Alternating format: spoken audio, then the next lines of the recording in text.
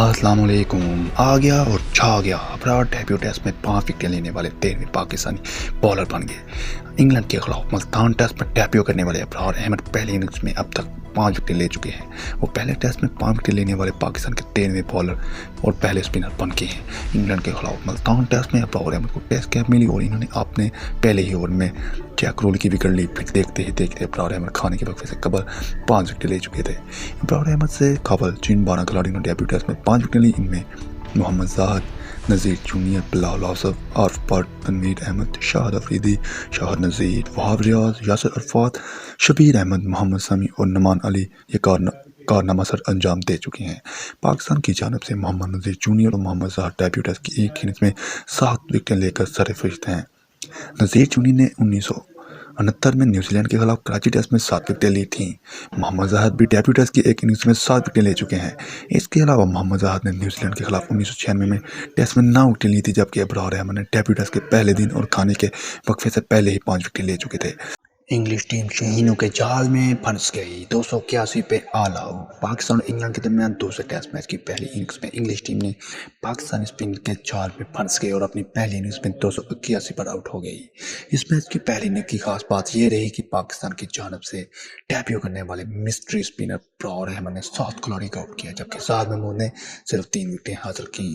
English team کی جانب سے Zak Crawley 19 Ben Duckett 63 wicket keeper batter, Ollie Pope 60، Joe Root 8، Harry Brooks 9، captain Ben Stokes 30، Will Jackson 31 بنا کر out ہوئے۔ خیال ہے کہ یہ تمام کھلاڑی ابرار احمد کا شکار ثابت ہوئے۔ اس کے علاوہ اولی پوپ 5، جیک لی 0، جیم اینڈرسن 7 رن بنا سکے۔ یہ تمام کھلاڑی زاہد محمود کی گیند کا شکار ہوئے، جبکہ مارک ووڈ 36 رن کے ساتھ ناٹ آؤٹ رہے۔ علم میں رہے دوسرے ٹیسٹ میچ میں انگلینڈ نے پاکستان کے خلاف ٹاس جیت کر پہلے بیٹنگ کا فیصلہ کیا تھا۔ ملتان ٹیسٹ میں انگلینڈ کے خلاف اسپنر ابرار احمد ڈیبیو کر رہے ہیں۔ انہوں نے ہیڈ کوچ ثقلین مشتاق نے ٹیسٹ کیپ دی تھی۔ آج کے میچ میں اظہر علی، نسیم شاہ اور حارث رؤف کی جگہ فہیم اشرف، محمد نواز اور ابرار احمد کو پاکستان ٹیم میں شامل کیا گیا ہے۔ قومی ٹیم بابر اعظم کی قیادت میں عبداللہ شفیق، امام الحق، محمد رضوان، آغا سلمان ساؤتھ کیل پر مشتمل ہے۔ ان کے علاوہ دیگر کھلاڑی میں محمد نواز، فہیم اشرف، زاہد محمود، محمد علی اور ابرار احمد شامل ہیں۔ دوسری جانب انگلش اسکواڈ میں بین سٹوکس کی کیپٹنی میں زیک راولی، بین ڈک wicket keeper batter, Ollie pope, joy route اور ہیری بروکس شامل ہیں۔ پلئنگ 11 کے دیگر کھلاڑیوں میں ویل جیکس، اولی روبنسن، جیک لی، مارک ووڈ اور جیم اینڈرسن شامل ہیں۔ علم میں رہے 3 ٹیسٹ میچ پر مشتمل سیریز کا پہلا میچ انگلینڈ نے 76 رن سے اپنے نام کیا تھا۔ سیریز کا آخری تیسرا ٹیسٹ 17 دسمبر سے کراچی میں شروع ہوگا۔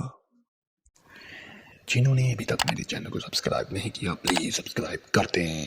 کرکٹ آسٹریلیا کے آفیشلز کا بال ٹیمپرنگ کی حوصلہ افزائی کا انکشاف۔